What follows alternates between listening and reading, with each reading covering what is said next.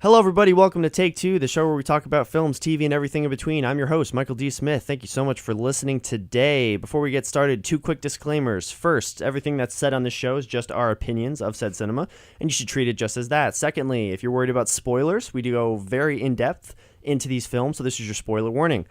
All right, let's meet our guest for today. Our guest is Alec Palumbo. He's a recurring face. We've seen him here before on the show. He was on the third episode, I believe. And he's a freshman at Montclair State, filmmaking major. Thanks for being here, Alec. Thanks for having me again. Yeah, again. That's the key word, again. Yeah. That's how much I love you. Oh, thanks, bro. Thank you. I think it was the second episode, too. Because I think Cole was, like, the only...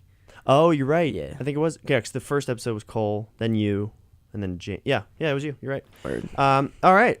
So let's get into these films. So the first film we're talking about is Get Out. It was written and directed by Jordan Peele. It came out on February 24th, 2017. It had a $4.5 million budget. I don't know if that's right. I think it's supposed to be 45. But No, I think it's 4.5. Yeah, I think actually no. I remember it was like very startling. It was 4.5 budget, and then it made $252 million in the box office. Yeah. It stars Daniel Kaluuya, Allison Williams, Catherine Keener, and Bradley Whitford, to name a few. It was nominated for four Academy Awards. Yeah, Best Picture, Best Screenplay, Best Actor, and Best Director. It won Best Original Screenplay. It got a 98% by critics on Rotten Tomatoes and an 86% by fans, which I thought was also a little weird. I mean, the critics, that says a lot, but the fans was a little confusing for me. But yeah, what did you think of the film, Alec? I love this film. I thought it was probably the best example of fan service you can ever make. And I think the fact that Jordan Peele, who came from Key and Peele, like Comedy Central, like acting in skits and everything, like I thought when I saw his name, I was like, all right, this was going to be a little, like also the trailer, when I saw it, I was like not looking forward to seeing it. I was like, this looks kind of wacky. And then to really escape into this world for 90 minutes of like, okay, this is a horror movie / comedy, but the whole time it's like not a satire, but it's just a dissection of race and like modern race and how black people are looked at in society. I was like, if you said that much in 90 minutes, it scares you at times. Like it's a really good thriller, and it's that well written. Like he's the first African American to win a writing Academy Award, I believe. Mm-hmm. And so like that's your debut film you made for peanuts, basically. I thought like, wow, it's a movie that'll be remembered not just for what they did, but how they pulled that off. And I love this film. I've seen it like 3 or 4 times. Saw it in theaters. Definitely the most involved crowd ever. I mean, when they wanted you to laugh, the whole place was laughing. When it was intense, everybody was silent. I mean, it was just he had his on his wrap around his finger. He was like, "You're here for the ride." I totally agree. I really, really enjoyed this movie. I hadn't seen it in theaters because this was 2017 2017. So I didn't end up seeing it in theaters. I actually watched it for the first time in our story analysis class that we had last semester. Oh, yeah. Yeah. And, I mean, not the best environment to watch it in an academic environment, in my opinion, because it's not a full theater experience. But I did really like it. This was one of those films that was so hyped up in 2017 for, I guess this actually, so it was in February in 2017. So it was for the February 2018 Oscars, right? It was the next year because I believe. I'm not sure. Because if it came out on February 24th, I think it was not like this year's Oscar. I think it was the past year he won, so I think you're right. So last year's Oscars, he won. Mm-hmm. Yeah. So I hadn't seen it, but I think this was one of the few films where the hype actually paid off because a lot of films, they get so hyped up and like, oh, it's amazing. It's so good. And I'm like, oh, okay, it must be that really good. And then I watch it with that in my mind, and I kind of psych myself out, and I realize, I don't know if it's really that good. But with this film, I actually felt the opposite. I felt like it really did deliver on what it was promising.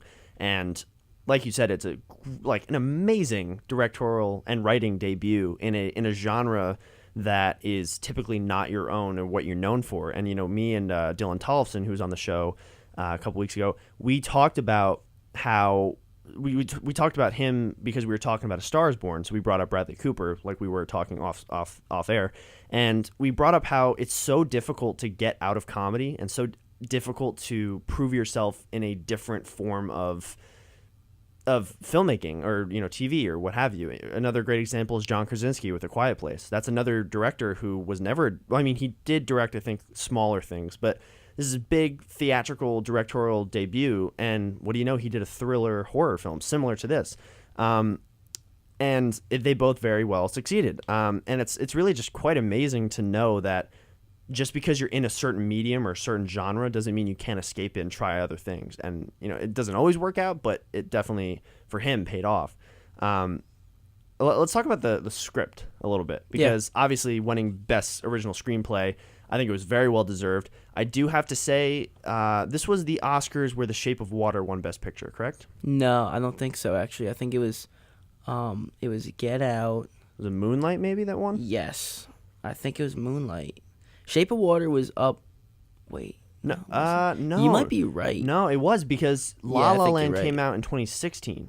Yes. Yeah, you're right. So that would have been this Oscars when it came out. So it would have been the next year. So yeah, I think Shape of Water won. It was Shape of Water. Yeah, you're right. So I watched Shape of Water recently. I actually didn't mind it. I don't know if you've seen it. I did. I had problems with it.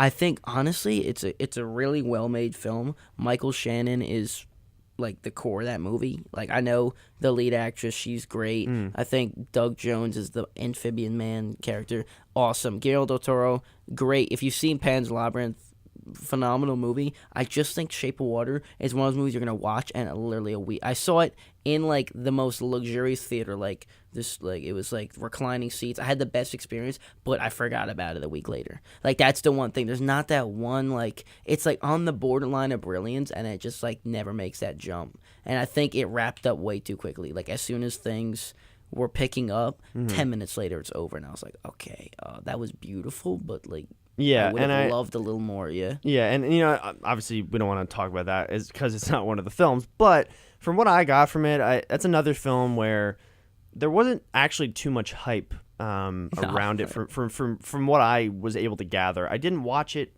just because really I didn't know about it. Like, I gotta say, which is kind of surprising to me, but again, I'm only a freshman in college, that up to about a year ago when I got my Movie Pass, which I don't have anymore, thank God, because it was terrible. But that's a whole another thing we could talk about later. But when I got that, honestly, last December, it really didn't. I really didn't see movies in theaters as often as I did when I had it. And now that I have AMC A-List, I can see 3 movies a week, and it's awesome. I've saved like over $70 on movie tickets so far. Yeah. Just from January, and being up at school as well. That's and so it's kind of depressing for me. But now that I did that whole movie a day thing, I was able to watch a lot of films, and this Shape of Water was one of them. And I gotta say, it was a little underwhelming at parts. I thought it was shot very well. I thought they nailed the craft was great. Yeah. Right. Yeah. I that's a great. Yeah. I think the craft was great. I thought the story, in my opinion, I don't think the story would have been as controversial or weird if it was less of a sexual romance. It was more just like a friend, like helping you out, like I care for you because you're a creature that I've needs heard help. that from other people. Like, when they made it like sexual, I was just like, all right, that's what people are talking about. But it was also like, all right, I didn't need it. Yeah, it could have been anything else. But actually, I don't want to spoil the ending, but it kind of does make sense when you actually watch it to the very end, and it's like, oh, that's why. Yeah. But I don't want to spoil that now. But right. But so anyways. Back to Get Out is better, in my opinion, than Shape of Water, which is what we were saying. That's what we were trying to get to. Yeah, I mean, they're both good films. I think that it's great that Guillermo del Toro finally got not only a Best Director win, but also a Best Picture win, because I think he was pretty much snubbed at the Oscars for a while, and he just couldn't overcome that bump in the road. But he finally did, and it's awesome. It's congrats to him. But when you look at something like Get Out and what that did, and I don't actually know. I don't have how much money Shape of Water made, but I'm assuming it probably wasn't as much. Well, the ratio was definitely not anywhere near what the ratio. I mean, 4.5 budget to 252, but like box office, I don't even know that ratio, but it's probably way bigger than. They definitely got more than the return. Do you know what the biggest ratio was of budget to box office all time? What? Worldwide, it's Paranormal Activity. Right. 17,000, and then ended up making, I want to say, close to $1 billion, if not $1 billion worldwide. It's crazy. Which is like ridiculous. I mean, yeah, but it is an institution though. It is. How many horror films have been filmed from a camera's perspective? Like, what's the word? Found footage. Found footage. I mean, they made it different. They basically invented a genre with that film, whereas a film like Get Out, it's not really horror per se. It's more thriller, and really the whole time he's saying this is about race. This is about society, and I think he nailed it. I think he hit the nail on the head, and he did it in the most entertaining and juiciest way possible.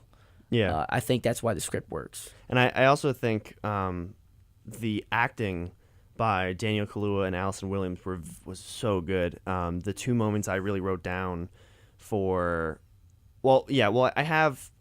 Did they give me the keys scene? Well, that is one of my favorite scenes in the movie. Yeah. But as far as acting goes, I think it is also my favorite scenes I wrote down. But the two scenes that really stuck out to me from an acting standpoint, from Allison Williams and Daniel Kaluuya, was definitely the keys scene. I rewatched that when prepping for this episode, and it's just so well crafted, and it's so I love when characters like Allison Williams' characters Rose, when a character is so like they're like, I'm trying to get the keys, I'm sorry, and then they're just like, I can't give it to you, right? Like when they just like switch off, it is so good and so creepy. Yeah, and she nailed it. And yeah, personally, I didn't even know when he realized she was bad, because he looked at the pictures of her and her previous victims. I was like, okay, she's a bad person, and she still had me up until she hit the switch in front of him. When she was trying to find the keys, I'm like, I think maybe she's still on his side. And then when she was saying, oh no, I'm with my family, and you're gonna be the next victim. And then when she made it personal, we had a screenwriting tip in one of our classes. Say it gets personal. Like there's a point towards the climax where the villain and the hero, one of them admits that it's personal, or the audience knows it. When she goes, "You're one of my favorites," and everybody's like, okay, so she actually felt something maybe for a split second, and she's still doing this. That has to get you to think about what he's trying to say. Off camera, to us as societies, that were, the lines in the movie, like for example, are black is back, or black is in fashion, when he's up for auction, basically. Yeah. Which is like the craziest storyline in the movie, when they're literally, basically, it's modern day auction for a human being, and everybody's like, oh, black is in fashion, all this. It's about how white society, or I guess some of us, the representation of. Yes, the representation in this film, they're trying to be black. Yeah, and they say that too with the I don't know what scene. It might be one of the party scenes. I think before that one character like freaks out. Yes, when he takes the photo. Yeah. I think it's before that happens. Lakeith Stanfield plays that role. Yeah. But somebody says to Chris when they're going around meeting everybody that they're basically saying like, oh yeah, like I love you guys are cool, you guys are hip, and it's just really awkward, and Chris's face, that entire sequence, is so funny and so just genuine, and I think it's the audience's face, really, if you wanted to take everybody and put it in the movie. Yeah. He really did sell that. And it's funny too when you look at a film like this, just a random thought I had right now, that with a budget of $4.5 million, I think when you look at this film, you can definitely, I don't think you can tell it was made for that cheap, but when you look at this movie compared to, I don't know, Us. How about his next film, which just got released? Right. Us. The craft, the budget. You could tell there are multiple professionals that are making the cinematography. Everything technically is better in Us, and by technically I don't mean like it is better. I mean craft-wise, cinematography, sound, every color palette, everything production-wise is better in Us. But Get Out's message is worth $100 billion. That's why the budget doesn't even matter to me personally, because it does kind of have low budget moments where it's okay, it's whatever, but it doesn't take me out of the film, you know. And I think my interpretation of it is that everybody, the white people in the film that are trying to basically become Chris, they love his culture, they love his body, they love everything about him, but they throw him to the side, which is what I think Jordan Peele was trying to say. You know, it's like everything about this culture and everything like that is cherished and is in the spotlight except for the actual people, which is why I think he puts so many remnants towards Chris's background and black people in the past, and there's some lines that kind of reference that, you know, and stuff like that. And I really think that I think it's genius. I really can't describe how well done that is. This movie's a great example of how budget doesn't define story. Absolutely. Scripts are valuable. Oh yeah, and you know, to go back to when you were here last time, Place Beyond the Pines, that was only made for $15 million, which is obviously more than this, and obviously is a hell of a lot of money. I mean, compared to what we're gonna end up making. Yeah, but a $15 million budget with Bradley Cooper, Ray Liotta, Ryan Gosling, Eva Mendes, it's like, and when with the stuff they pulled off, it's like you have to. They were probably skimming so much money. I don't think either of those actors got a lot of money, and I think it's because they were attracted to that project differently. But that's a different story. They knew they wanted to be a part of it, and I think this is probably pretty similar in this aspect. I mean, I don't know. I would love to, if I could, you know, meet Jordan Peele. I would love to ask him, like, how did you get the money for this? Because clearly you didn't get a lot. So clearly some people must have doubted you and not necessarily didn't want you to make the film, but they liked the idea. They just didn't think you could handle it, but you knew. This guy from Comedy Central is going to make a horror movie. And they probably didn't even get what he was trying to say. That's right. That's really, because if you get that, if you're a smart producer, you're saying this has success written all over it. But sometimes this concept is so mentally intoxicating that it's so much to handle that you can't even be like, okay, I can't put $1 million or whatever. And I think it's also interesting too, because I don't even know. I would actually argue, obviously we don't know, but I would bet that the producers that he went to pitch the idea to, I would bet that they actually got it and that he explained everything to them. So they completely got the idea. They knew it would sell. But I think the reason why they didn't want to give him money was because on his proposed contract for the film to get the money and everything, it said, I have to direct it. And I think that was probably a huge turnoff for a lot of producers, because here's a guy who has never directed anything before, never even been in a horror or thriller movie, which is, you know, I love it because it's a very entry-level genre. You know, you look at John Krasinski or Jordan Peele, they both did thriller horror movies, and I'm not saying thriller and horror movies are easy, because they're not, but it's just typically the genre that a lot of young filmmakers or new filmmakers come into when they direct and write a film. So, you know, I would love to ask him how he got the money, but I do agree there are moments where you kind of get the idea, like, this is more of an independent film. This isn't really a winter blockbuster. But I think, you know, again, to what I was saying before, I think this movie really does prove that if your story is engaging enough, if you effectively use the tools and the resources you have to make it look like a $100 million budget, the best you can without going over budget, and also having actors and roles that can perform what you wrote well enough that anything can sell. And that it's really just, you know, it's just, you know, like a good example, to go back to The Mule, which we reviewed before. Oh, yes. That's a movie that had, I think, $100 million, maybe $120 million, right? You got all that money. You have a great cast. It's $50 million budget. It made $90 million. Yeah, close to over 100. So you have that much money. You have a director like Clint Eastwood. That looked like it was $4.5 million. Right. That's what I'm saying. You have this budget comparatively to Get Out, but the story and the actual what's the actual? You could say the heart of the movie. Really? No, I'm not even trying to. I'm trying to think. Execution. The actual story and the execution of that story was so poorly done, even though they had $50 million. I would have loved to see Get Out if he did have $50 million, although it might have actually been different, maybe because he had more money, but... Yeah. I think the result was fine. Can we talk about the original ending? Yes, yeah. So the original ending is online. It was released, I think, a few months after it was released on demand, or when it was Blu-ray, it came out. And in the ending of the film, Chris's, what's her name? Allison Williams' character. What's her Rose. name? Rose gets shot. She's bleeding. He's choking her, which is also fan service. Just the whole audience, like, Right. yes, that's what we want to do, and it actually happens, which is rare in film when the audience is thinking something and the character actually does it. That's a perfect example of fan service. And then police lights hit him, and for a second we think he's screwed, and then it turns out to be his friend from the TSA that scoops him, and they leave, and then the credits roll.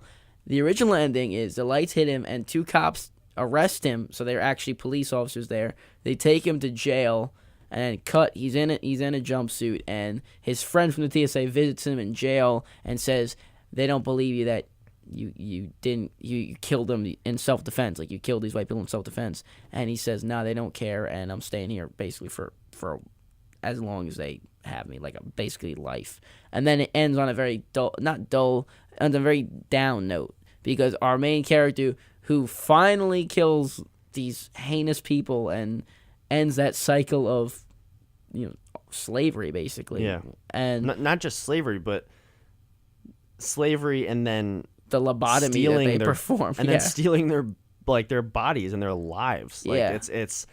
I think it's more than just taking people into and auctioning them like slavery was. I think it's even more than that. I think it's if you think of slavery, that's really what it is. It's taking their lives and taking everything they have, that's a good point. So I think that's what he was just trying to go more literal for. This time. Yeah, it is literally, like, they are literally taking them, which is really screwed up. Yeah. But I think that just hit me that it was that's exactly what he's trying to say. But I mean, that's what happens when you verbally talk about film. Is you realize the brilliance or the downfalls of it, but in this case, brilliance. So the original ending, I actually like it better, just because when a film is sad, it sticks with me. I not to say I have forgotten this ending, because when his friend saves him, I remember, I was, thank God. But that's something that people would talk about, because really, if that's the problem, is that if he's trying to say that somebody that's innocent is not getting looked at because of the color of their skin, I think that's the ending you go with to make sure people get that, or that's the exclamation point. Whereas this one, he's like, screw it, he gets away with this time. He's also changed anyway, so I think it's not like all roses. All sad. Yeah, a lot of movies too. And kind of a very, very different plot and very different reference, but I'm going to reference it anyway. Scott Pilgrim vs. the World. Have you seen that movie? I have not. I've tried to watch it. Big Edgar Wright fan. Yeah, dude. I've tried to get into that film, and I've just never been able to.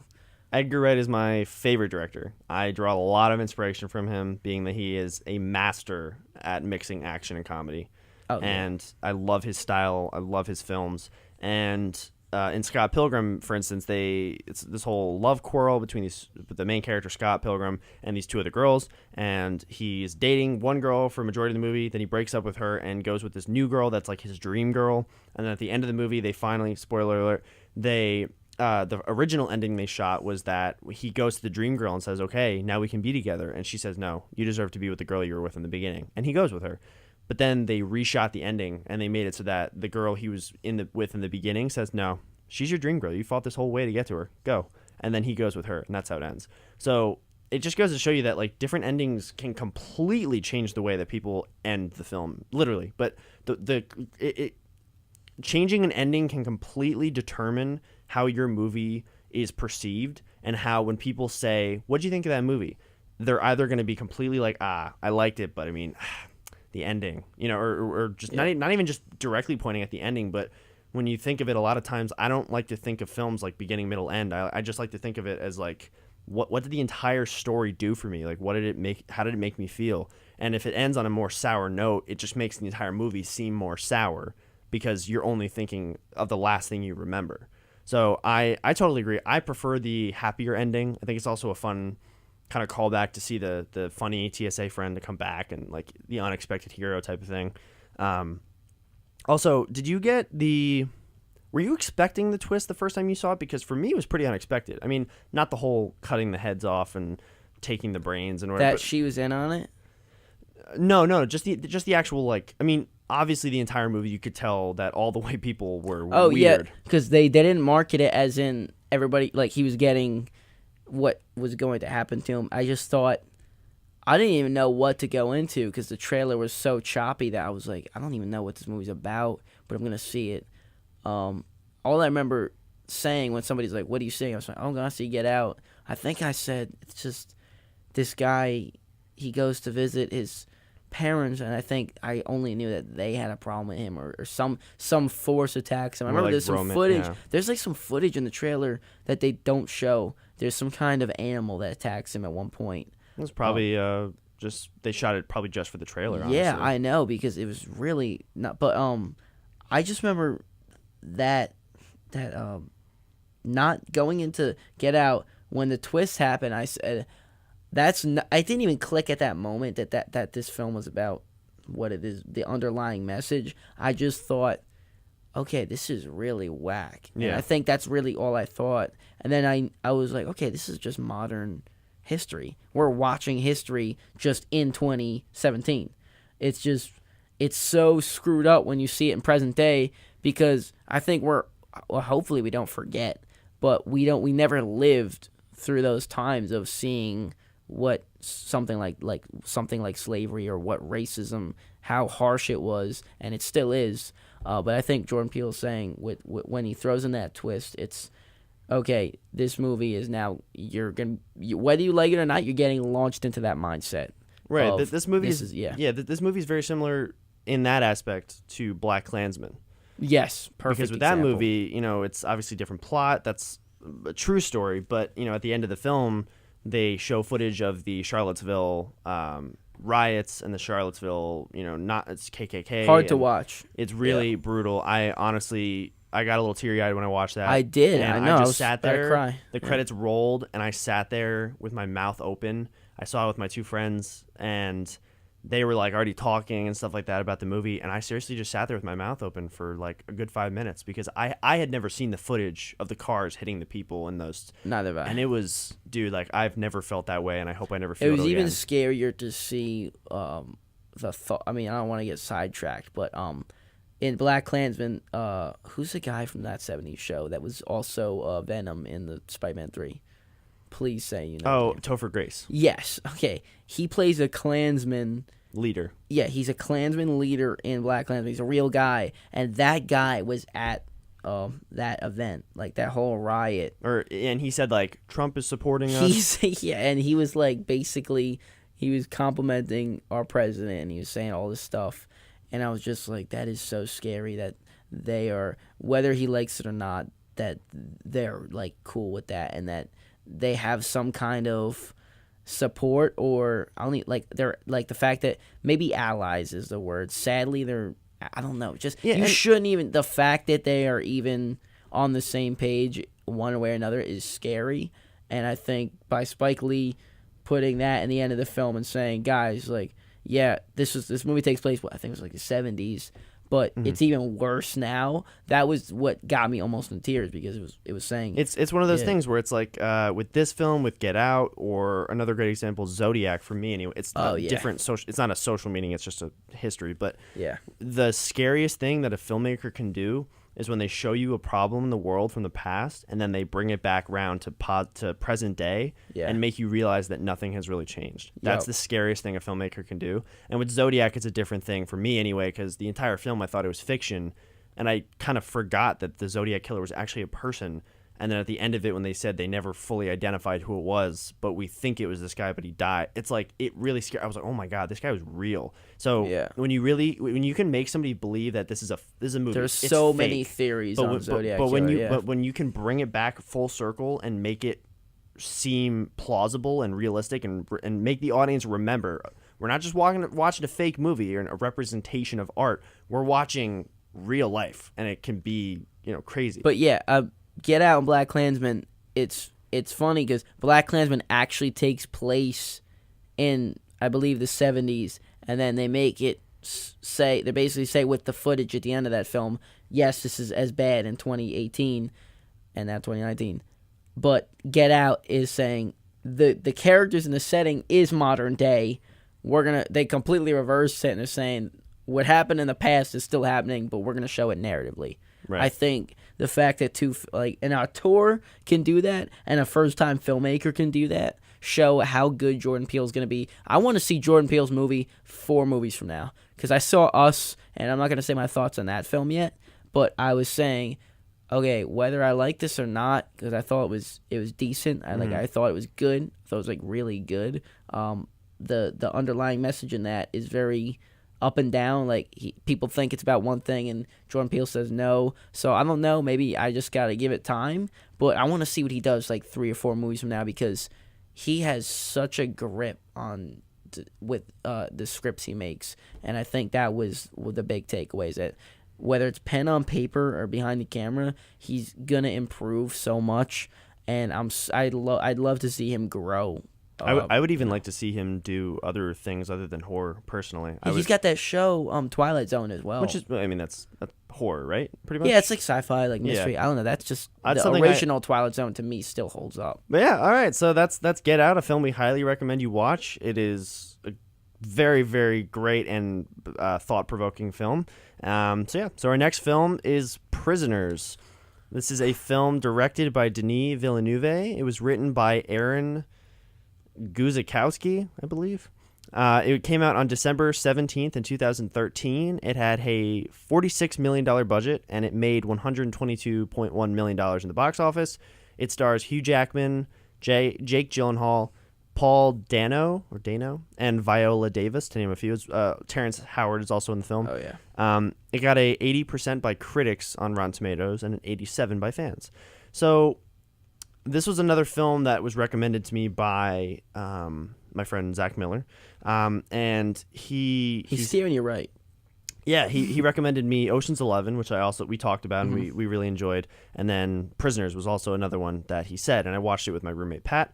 And I love this film. I cannot describe. I know every film I'm about to tell you in this short listing of films that are not only very similar in theme and style, but also in effectiveness to tell the story, that are just really great films.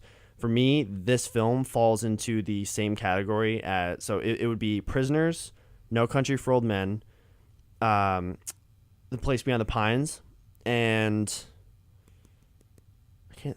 I think that's it, actually. I think it's just the 3. I'll think of the other one. But so it's just the 3. These 3 films for me, when I watched them, they gave me such an emotional experience, and such a just like you watching, you're just like, damn, it's a good movie. You know, like for me, there are very few films that really just make me, when I'm in the movie, say, damn, it's good. Like everything about it was great. I thought this was one of the few films that I've watched in the past. Maybe, there have been a couple. No Country for Old Men falls, for me anyway, and Place Beyond the Pines falls in the same category, not just because of the overall filmmaking process, but mainly for the acting for all films. I think for those 3 films I mentioned, Prisoners, No Country, and Place Beyond the Pines, those are all films that have such a strong cast that is so, you just don't see that. There are always characters in films that are never like cookie cutter. They're just there and they're just there. But this, like Prisoners and specifically, Hugh Jackman and Jake Gyllenhaal kill in this film. They absolutely just slay it. They are so good together on screen, and they just nail their characters. And even the chemistry, it's so raw and it's so realistic. And I mean, I can go on, but honestly, the first thing you noted was also my first note. Literally top of the line is best performances. To me, the best performance, I want to say it's Jake Gyllenhaal, just because the homework he had to do for that role. He plays a Marine. Not only is he one of those actors that can put on or lose a ridiculous amount of muscle or fat. He's skinny in Nightcrawler, then he's jacked in Southpaw. So he went from jacked in this film to skinny. He lost like 30 pounds for Nightcrawler, back to being looking like a world champion boxer. Those are also 2 great films as well, Southpaw and Nightcrawler. Yeah, Nightcrawler's phenomenal. Southpaw, I liked it. It was good, yeah. It was all right, but he's great. But so the homework he had to do for that role, I'm going to talk about Paul Dano in a second, but I just want to admire what Gyllenhaal brought to the table. He not only was he physically strong, but he has a twitch in the film. If you look at certain shots, he kind of like moves his eyes, and like it's very noticeable at times. And it was because his character was a Marine, and when a grenade goes off by your face or nearby, apparently, or a flashbang, I believe it was, you're gonna get that twitch after a few times, or maybe it happened once. I'm not sure, but he said that he did some research about like what former soldiers had to deal with, and he incorporated that. And I think those little details help you bring bring something special to the screen. And the scene that took it away from me is, okay, he's completely in control of the script, is when he goes up to the first suspect. I forget his name, the crazy dude with the snakes. Oh, yeah, I don't know. He is creepy. He was also in The Dark Knight. He was in that, and he was in Blade Runner 2049. Right. Another Denis film. Yeah, he played. I mean, I don't know what he played in Blade Runner, but I know at least from Dark Knight in this, he's very good at playing schizophrenic. Yeah. Very creepy. Not creepy, but just off kilter. Yeah. Type so it's of the guys. scene after the chase. So he chased him, couldn't get to him, and then he finally gets back to him, and he knows that he's got him, but he still goes through the usual. What are you doing? And it's the tension at the door. He like opens his door just ajar, so he's like half his face is like, "Hey, what's up?" And he's like, "Why'd you run away from me tonight?" And he says it almost like he's asking. I want to say it's like my perfect analogy is it's almost like he's asking like an 8th grader, like, "Hey, like I heard you, like why'd you hit your sister the other night? Like I heard you did that." Like it was the way that he delivered that was so minor. But in reality, he's talking to like somebody who could have potentially killed kids. So he goes, and then the moment there's literally what I love about it, it's a non-verbal switch. So he's smiling, shaking his head, and his smile goes away. And if you rewatch that scene, just look at that, and they immediately cut. And the editing, this is where the editing comes into play. As soon as they cut, the guy is already gone. So it's almost like his reaction is the audience doesn't even get it because he knows how screwed he is. And then when he takes him down, which is so satisfying just because that guy was such a pain to get to, it is just the most tense moment to me of the film. Yeah. And I think that's why Gyllenhaal, I mean, not only with his tension between like Hugh Jackman's character and him, when he's dealing with Paul Dano, who's also brilliant. Paul Dano is genius, a great actor, and I didn't know who he was before I saw this and There Will Be Blood, but in both films he plays arguably similar character types for the most part. I mean, one's like I would assume a schizophrenic or something like that, but the other one is just a kind of creepy religious guy. I think they're completely different, but they're both outcasts. That's the one category I put them in. I didn't, obviously one's like a priest and the other one's just RV driving guy, but he disappears into both. Yeah, he's definitely becoming he's one of the few actors who can take a supporting role and really just make it work. Make it like if he doesn't do well in this role, I don't think the movie works because you have to make. He's like 30. I think he was 30 something in this movie, or in his 40s. He's been around for a while. Mm-hmm. He was in like Little Miss Sunshine and some movies that. But you get somebody. He's supposed to. I think he has the mentality of like a 12-year-old in this film or something like that. He's got some kind of condition. I think it's a disorder. I think you're right. Yeah, because either he says that or the actual culprit, the grandma. Says it or her. Somebody said I know what you mean. His IQ was like 60 or something like that. His IQ was like below Forrest Gump's basically. And so the irony of Hugh Jackman, what a reference. Forrest Gump had a 75 IQ. Sorry. Oh, okay. What was I saying? Paul Dano. Yeah. So his character he's a very low IQ, and Hugh Jackman I love how Hugh Jackman is so set that it's him. The irony of he beats the piss out of this guy. He tortures him. He puts him in kidnaps him and tortures him. He puts him in one of my favorite things that I never thought about was they put plywood. They put him in a shower and they put plywood covering it, and there was just a little hole for oxygen basically. And so it's completely dark in the shower, so he can't see anything. There's only a little bit of hole, and that's where he's getting his air from, so it's a condensed space. He can't see anything, and they can control the water from the outside, so they'll turn on boiling hot water on him, and he's just screaming. And for me, that was like, Jesus. Like, that was, like, really intense for me. And I felt like my Also, can we talk about the cinematography real quick? Like real quick. Deakins. I think I've told you this before.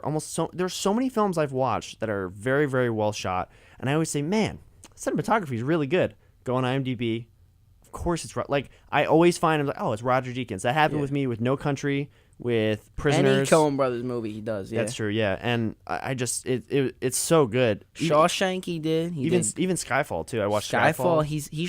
He lost to Life of Pi that year. Right. I think Academy Awards at time, like, I don't really care honestly, but they're hit or miss. It's not like always... whatever. Life of Pi, that's a phenomenal film. Cinematography is great, but what he did with light and color in that film in Skyfall is genius. And in this film, the color and stuff and the visual look of it helps us escape into that world. It's gritty. It doesn't look like it's filmed on like a red or a camera that's beautiful, but it's still beautiful. Yeah, and I think he also like really his use of colors is very interesting because he has a very famous orange color. You know, if you've seen Blade Runner 2049, like his oranges are orange. They're not like slightly red and dimmer. Like, no, they are bright orange, which I love because it's like film. It's just exaggerated. And you know, also his blues too. Like when he films, and a majority of this film is very blue and purple and gray. It's very overcast all the time. It's raining. It's gloomy weather because it's a gloomy film, and the way he uses the blue to make you feel like I felt like I was in the car. You've been in a car before when it's raining and you're just sitting there in your jacket and it's cold. I had a piece on that scene, but yeah. So he's so good at capturing the actual feeling of the scene and making you feel like you could actually be in that car with them. And speaking of that car scene, that's one of my favorite scenes of the films. My three favorite is the car scene where Gyllenhaal follows Hugh Jackman to the liquor store, and then he walks into the car and he just like freaks out. He's like, "Why aren't you following my daughter? Why aren't you?" He's just like yelling at him, and he like nails the angry act. I know angry acting is like supposed to be the easiest apparently, but Huge Jackman kills it. Then my other two favorite scenes are Wolverine. It's movie stars Wolverine. That's true. Hugh Jackman's the boy. It's Wolverine and Mysterio from Spider-Man. So that's one scene. The second scene is the scene where Jake Gyllenhaal is driving when he, I think, gets shot in the head, and he's rushing in his car, but he's like swerving everywhere trying to get this little girl to the hospital, and he finally somehow doesn't crash and gets the girl, and he's like, help me. Yeah, the climax, really. Yeah, and then the last one is the interrogation scene with Paul Dano and Jake Gyllenhaal after they apprehend him, and he has Paul Dano pushed against the wall. He's standing like this close to him, and he's like, hey, like, he's just talking like super quietly. He's like, "What?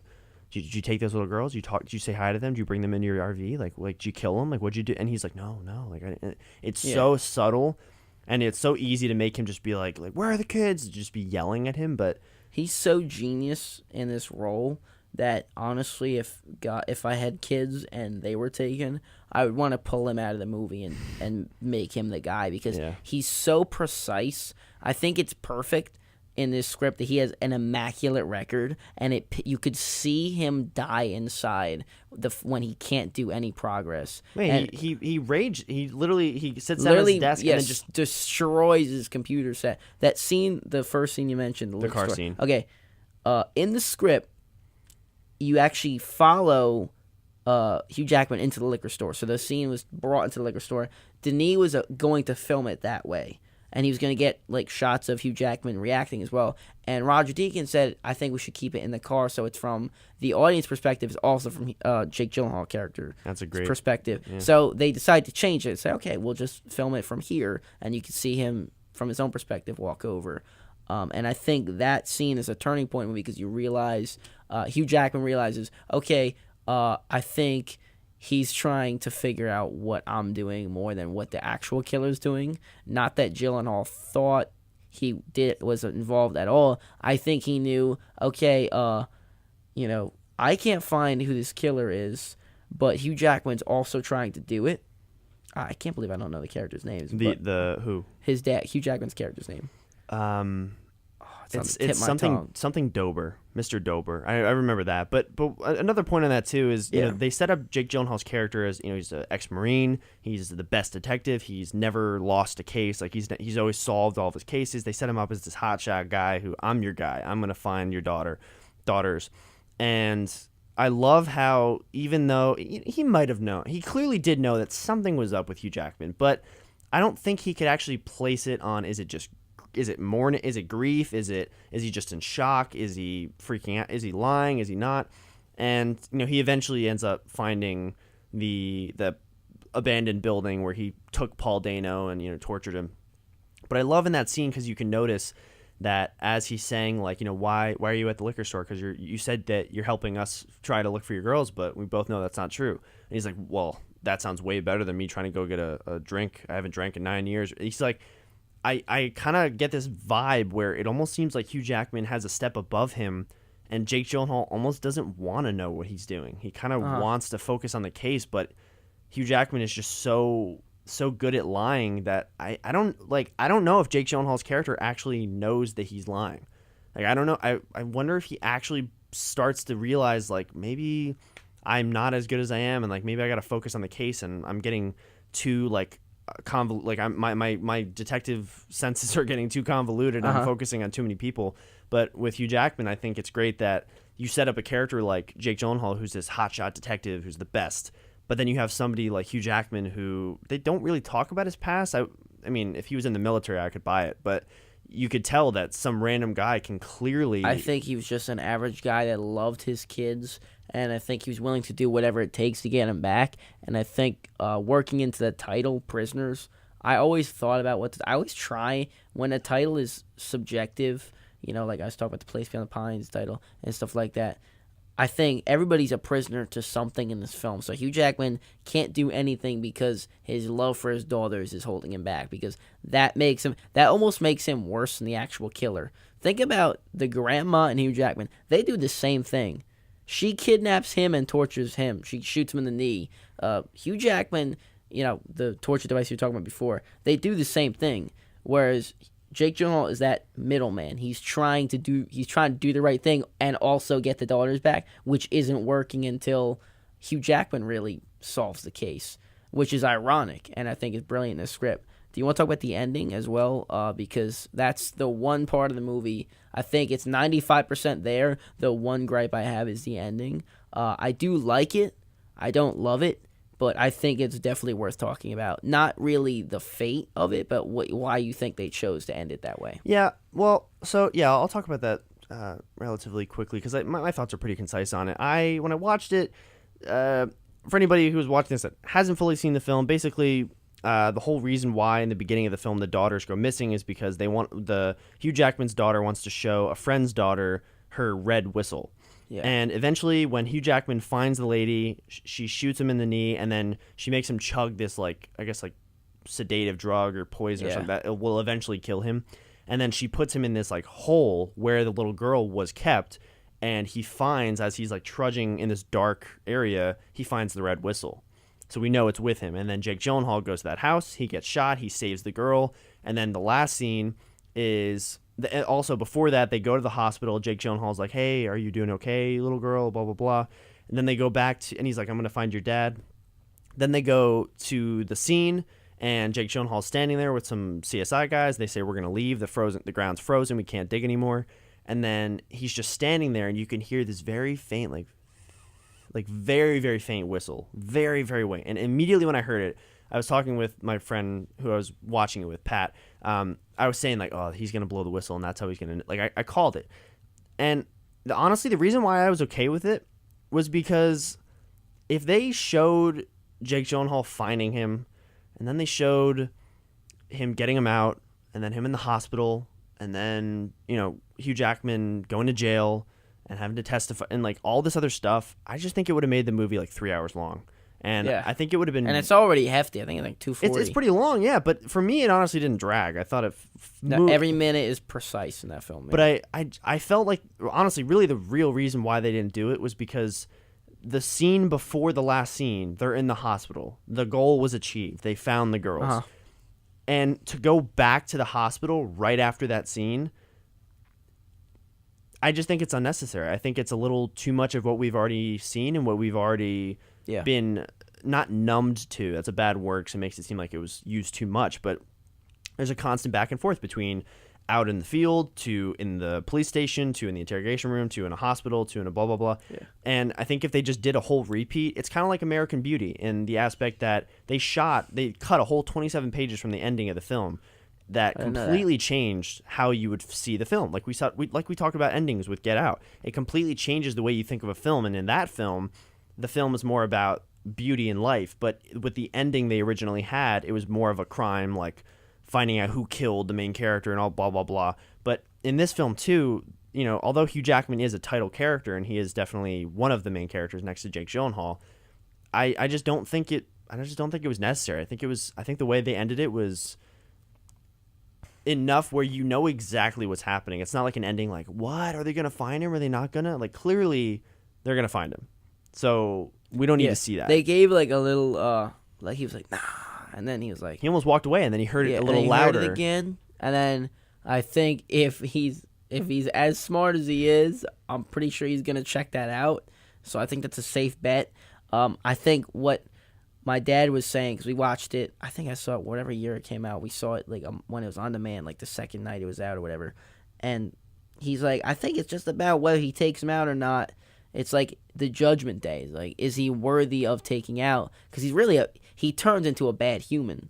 So I think it's more about, is he worthy of taking out? And I'm like, it's not really about that. I think it's just we get the satisfaction. We don't get to have our cake and eat it too.